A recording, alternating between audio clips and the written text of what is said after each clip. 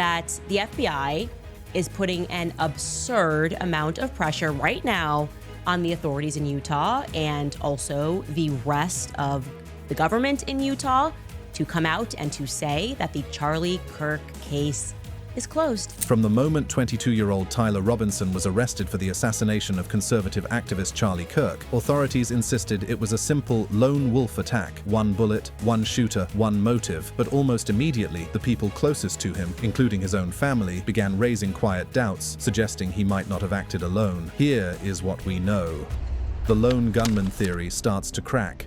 According to Candace Owens, federal agents were urging Utah authorities to close the file and declare the matter settled, not after years of investigation, but within weeks. Owens claimed her source inside Utah's government said the Bureau wanted it stamped as a lone gunman case, despite lingering questions. No direct footage of Robinson firing the weapon, no clear explanation for how the rifle reached the rooftop, and bullet fragments too damaged to link conclusively to the gun. That statement alone opened the floodgates. If the FBI was really confident that Robinson acted alone, why the rush to close the case? Why not let the evidence speak for itself? Even the most basic elements didn't line up. Owens cited an eyewitness, someone who filmed the shooter on the roof, who later told her that the man he saw wasn't Tyler Robinson. The witness said the gunman wore tactical gear, not jeans and a t-shirt as Robinson reportedly did that day, and the rifle he saw didn't match the one police recovered. To anyone following the case, this was strange. The FBI's narrative hinged on Robinson's confession, DNA on the weapon, and text messages admitting guilt. But here was a direct eyewitness contradicting all three pillars. Owens pressed further, saying the same source confirmed that federal investigators had no footage showing how the rifle reached the roof. That detail, or the absence of it, wasn't small. In a world where nearly every public space has surveillance, how could a 22-year-old carry a full-length 30-06 rifle onto a campus rooftop without being recorded? When she quoted the source saying the Bureau didn't even have the bullet that killed Kirk properly matched to the rifle, the credibility of the lone shooter explanation began to crumble.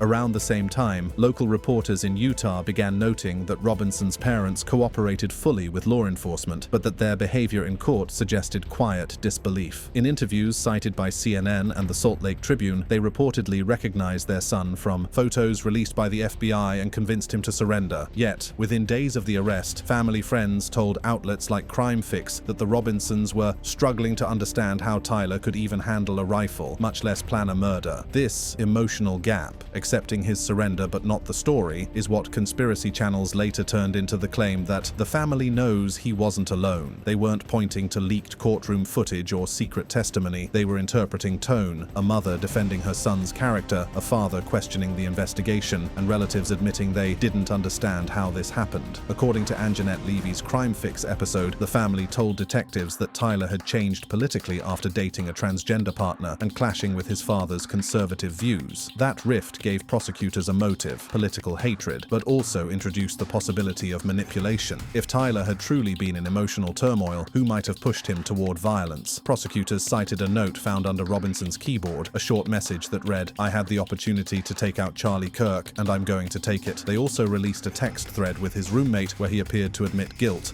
Robinson, I am still okay, my love, but am stuck in Orem for a little while longer yet.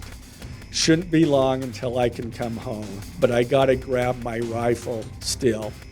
To be honest, I had hoped to keep this secret till I died of old age.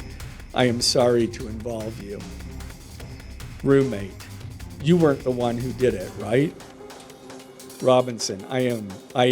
I'm sorry. To most observers, that looked decisive, a digital confession, but forensic linguists and independent analysts who examined the screenshots noticed oddities. Some phrasing sounded uncharacteristic for a male writer, such as the word outfit, which appeared in the same exchange, a term more often associated with a female speaker. Candace Owens even remarked that it felt like a woman, or AI, had typed certain parts of the conversation, not Tyler himself. She questioned whether those messages were authentic or manipulated after the fact, noting that no full metadata or device forensics had been released to the public. Even the government's own timeline seemed to stretch credibility. Robinson was allegedly seen babysitting the rifle near campus, texting about waiting for the right moment, yet new photos surfaced, showing him at a Dairy Queen at 6:38 p.m., smiling, relaxed, and wearing half of his supposed disguise. Owens cross-referenced this with Google Maps, showing that the Dairy Queen was roughly 15 minutes from campus, at a time when he was reportedly idling nearby. If those timestamps are accurate, then Robinson was was eating ice cream while his phone was still pinging near the crime scene. That contradiction has become a cornerstone of the "he wasn't alone" theory. Either someone else was using his device or the data were wrong, and both explanations raise more questions than they answer. If the timeline inconsistencies weren't enough, the footage, or rather the lack of it, became the biggest red flag. Candace Owens said that locals in Orem, Utah, who had access to campus security recordings, were told not to share anything publicly after they submitted it to the FBI. Some even claimed they were warned of legal consequences if they released clips themselves. According to her, this federal sweep mirrored the early post-9/11 media lockdown when independent footage was confiscated for security reasons. If that's accurate, it means federal agents took control of nearly every visual record of the shooting, including doorbell cameras, traffic footage, and students' phones. For a public case that supposedly ended with a confession, that level of secrecy seemed excessive. Then there was the weapon. The rifle used in the attack, a vintage Mauser M98 chambered in 3006, belonged to Robinson's grandfather. The FBI confirmed his DNA was on the trigger and towel wrapped around it, but they also admitted the bullet was too fragmented to match directly to that gun. For forensic investigators, that isn't unusual, but for conspiracy watchers, it was a loophole large enough to question the entire case. In most high-profile shootings, investigators can trace the projectile to the weapon through rifling marks. Here, those fragments supposedly failed to produce a conclusive match, and yet the prosecution proceeded confidently. Owens' authoritative source, Inside Utah Law Enforcement, added another twist. Even the FBI's own internal report couldn't explain how the rifle reached the roof. There were no fingerprints along the stair rails, no campus footage of someone carrying a long case, and no surveillance from the rooftop entrance. So, was the weapon planted? That's the question many started asking, because if there's no proof Robinson personally placed it there, someone else could have. A week after the shooting, analysts on YouTube and X started circulating slow-motion replays of Kirk's final moments. In one Law and Crime breakdown, two audience members near the stage, one adjusting his white hat, another touching his earpiece, appeared to move seconds before the gunfire. Viewers claimed the gestures looked like signals, though experts later dismissed that theory after reviewing alternate angles showing the men flinching in genuine shock. Still, it fed the narrative that the assassination wasn't just the act of one unstable man, but something coordinated. Meanwhile, on release Charlie Kirk's autopsy, analysts claimed forensic footage showed a flash from a different angle, implying the shot may have come from another direction entirely. If true, that would mean two shooters fired almost simultaneously, one from the rooftop and one from ground level. There's no public evidence of a second bullet, but what continues to fuel speculation is the pattern of missing information, missing footage, fragmented bullets, and a rushed case closure. By late September, reports surfaced that FBI Director Kash Patel had personally contacted Utah officials, encouraging them to finalize the lone gunman narrative quickly. Owens framed it as moral blackmail, suggesting that if they didn't, it could jeopardize the prosecution against Tyler Robinson. It's unclear whether that's true, but even the perception of pressure mattered. It created an atmosphere where every missing file, every delayed autopsy, and every emotional plea from Robinson's family only made one theory grow louder: that Tyler Robinson didn't act alone.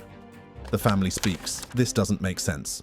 When Tyler Robinson walked into custody on September 11, 2025, it was his parents who brought him there. According to reports, they had recognized their son from the surveillance photo released by the FBI, and they were the ones who convinced him to surrender. That moment should have ended speculation, but instead, it ignited an entirely new one. Because from the start, the Robinson family's reactions didn't sound like the family of a confessed killer. They didn't seem defiant or conspiratorial. They sounded confused. Amber and Matthew Robinson cooperated fully with the Utah County Sheriff's Office. Yet, when they spoke to investigators, they emphasized that Tyler had no history of violence, no criminal record, and barely ever handled firearms beyond his grandfather's hunting rifle. They expressed disbelief that their son could carry out an assassination, let alone plan one involving stealth, surveillance, and precision shooting. Even in private interviews, both parents described feeling that something was off about the investigation. That phrase, "something off," was repeated later by their relatives and became the fuel for dozens of YouTube videos claiming Tyler Robinson's parents don't believe he acted alone. In statements referenced by CrimeFix, Tyler's mother told detectives that her son had grown more political in the past year and that he had started leaning left, supporting LGBTQ+ rights and dating a transgender partner. The family reportedly argued over his new views, especially when he criticized Kirk's upcoming UVU event, calling it a stupid venue for someone who spreads hate. That rift The generational clash between father and son became central to prosecutors' narrative. They painted Tyler as a young man radicalized by online culture and pushed over the edge by ideological anger, but the same evidence also left a gap. If he was so ideologically motivated, why did he immediately confess to his partner through a series of incoherent texts rather than make a public statement? Amber Robinson reportedly told friends that the messages didn't sound like her son. They contained grammatical quirks and feminine phrasing, echoing Candace Owens's earlier point about the use of words like outfit, something Tyler had never said in his life. The Robinsons weren't conspiracy theorists, but they began to suspect manipulation. They asked police if Tyler's phone might have been cloned or if anyone could have accessed his Discord account, the platform where prosecutors say he confessed to friends, writing, "It was me at UVU yesterday. I'm sorry for all of this." When investigators told them that wasn't possible, the family reportedly fell silent. To them, it wasn't a denial, it was proof that questions weren't welcome. Once Candace Owens began referencing sources inside Utah, the Robinsons' names became attached to nearly every viral thread about the case. News segments began suggesting that the parents were quietly helping the FBI while also doubting their findings. In one episode, Owens said her contact within Utah law enforcement had described federal pressure to keep the case simple, claiming the FBI wanted to close the book before conflicting witness accounts could complicate things. At the same time, independent legal analysts pointed out another detail: the absence of courtroom footage. Despite being one of the most publicized murder cases in the US, no cameras were allowed in Tyler's preliminary hearings. The reason, according to Utah's Judicial Communications Office, was to preserve the integrity of witness testimony. But online audiences didn't buy it. Clips of emotional outbursts in unrelated Utah cases were being televised freely. Why not this one? Why was the most politically explosive case of the year the only one with a media blackout? The answer may have been procedural, but it deepened the mystery. Commentators began referring to the hearings as secret trials, even though they weren't. In public imagination, the lack of transparency became indistinguishable from concealment. One of the most compelling emotional angles came from Tyler's father, Matthew Robinson. In early court filings, prosecutors said Tyler used his grandfather's .30-06 Mauser rifle, which the family later confirmed. That admission hurt, but it also raised a question. If Tyler used his grandfather's rifle, how did it end up on a campus rooftop 240 miles away? The family lived in St. George, Utah, while the shooting occurred in Orem. Matthew told police that the rifle had been stored at their home. There was no record of Tyler borrowing it, and the family didn't even realize it was missing until investigators told them. He allegedly responded, "I didn't even know he took it." That line would go on to define the family's grief and, unintentionally, the public's suspicion. For the Robinsons, their son's alleged involvement was an emotional nightmare. But for those following the case online, it became a symbol of something deeper, the sense that Tyler wasn't the only one involved, and that the family's confusion reflected a larger truth that the government didn't want discussed. After the arrest, Amber Robinson attended one of the early hearings, sitting quietly behind her son. Journalists described her as distant, overwhelmed, but not defensive. When asked by a reporter whether she believed the FBI's version of events, she said softly, "I don't know what to believe anymore." That single sentence was enough to go viral. Screenshots circulated across X, formerly Twitter, with captions like, "Even his mom knows he didn't act alone." It's unclear whether she ever said more, but that one moment, stripped of context, became the foundation for thousands of posts asserting that Tyler Robinson's family was aware of a wider conspiracy. In a segment of Crime Fix, Anjanette Levy revisited this atmosphere of uncertainty, noting that even though the FBI said Robinson confessed via text and left written notes, no full recording of those exchanges had been released to the public. That lack of transparency left space for speculation,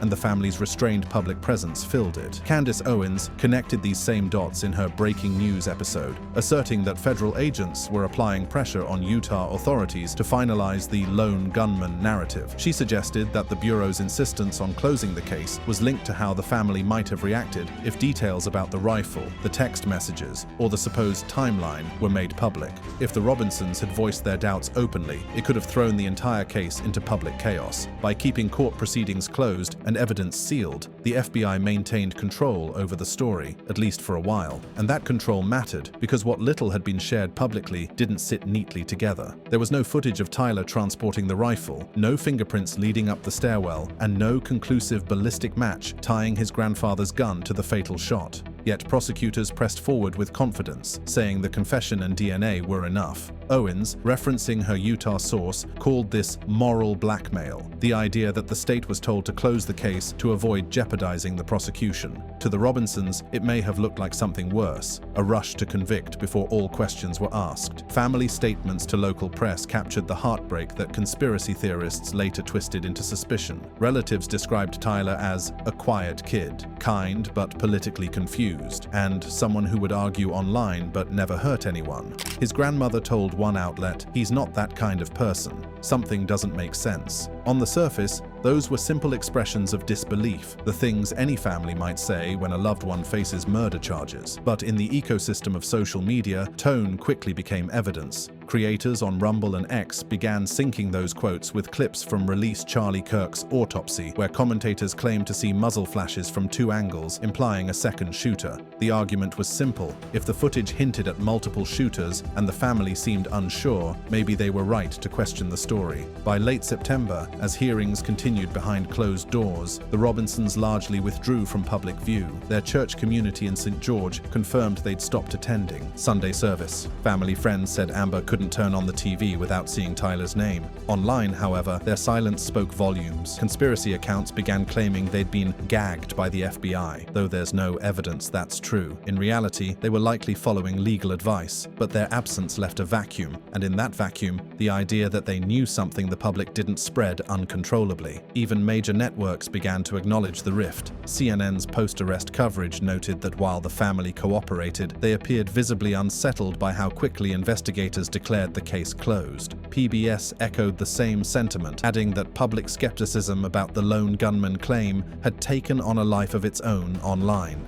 To this day, the Robinsons have not publicly accused the FBI of wrongdoing, but their confusion, sincere or otherwise, gave the conspiracy movement a powerful emotional anchor, and that's where things start to blur. Between a family's grief and a nation's distrust of institutions, the line between doubt and disbelief vanished. What began as heartbreak soon evolved into the central question that drives this case forward. If Tyler Robinson didn't act alone, then who did?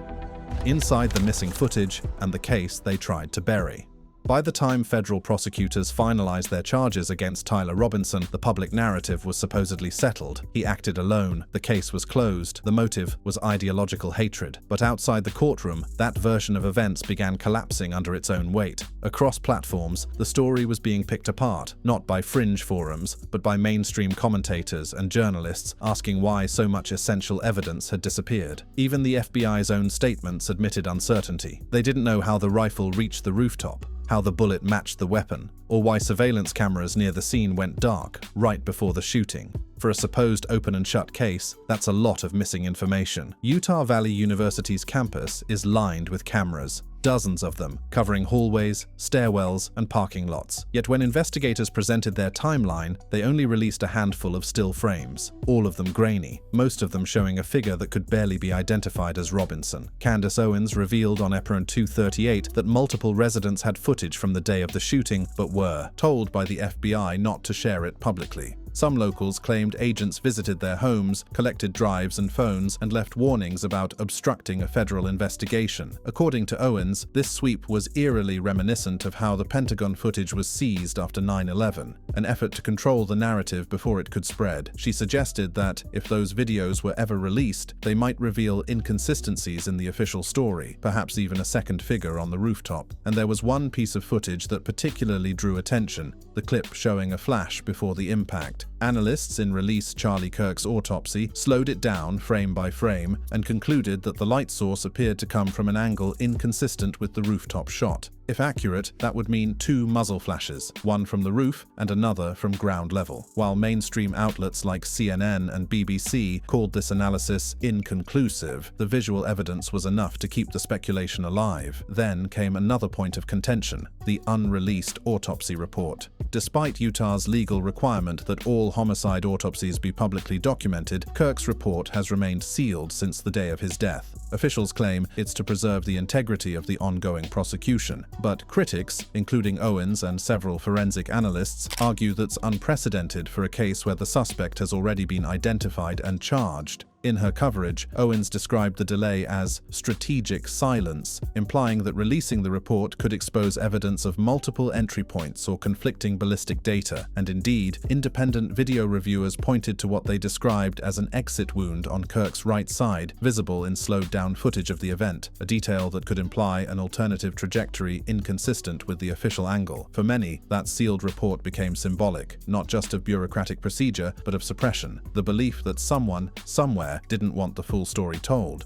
Meanwhile, another video clip began circulating online, one that had been analyzed in Law and Crime Sidebar under the segment 5 Wild Charlie Kirk Assassination Conspiracy Theories. In it, moments before the gunshot, a man wearing a white hat appears to adjust his cap and touch his ear, just as a nearby man in black extends his arm toward him. Seconds later, the gunfire erupts. Theories exploded that these were hand signals to a second shooter. Some viewers claimed the gesture coordinated timing between the two shooters, one stationed on the roof, the other possibly in the audience. However, alternate camera angles later showed both men flinching in shock, their reactions genuine. Law enforcement dismissed it as coincidence, but by then, the imagery was too powerful to ignore. Online communities replayed it endlessly, captioning the moment as the signal before the shot. Even those who didn't believe the theory admitted something about that frame was unsettling. The synchronization, the timing, and the fact that it occurred while Kirk was discussing gun violence added an eerie, dramatic weight, as if the scene had been scripted. The only on-record acknowledgement of these inconsistencies came from FBI Director Kash Patel, who told reporters that his agency was examining the angle of the bullet, potential accomplices, and the transport of the weapon. That statement, instead of calming the public, had the opposite effect. If the FBI itself was investigating potential accomplices, didn't that mean they weren't entirely sure it was a one-man job? It was the first and only time a federal official publicly used the word accomplice.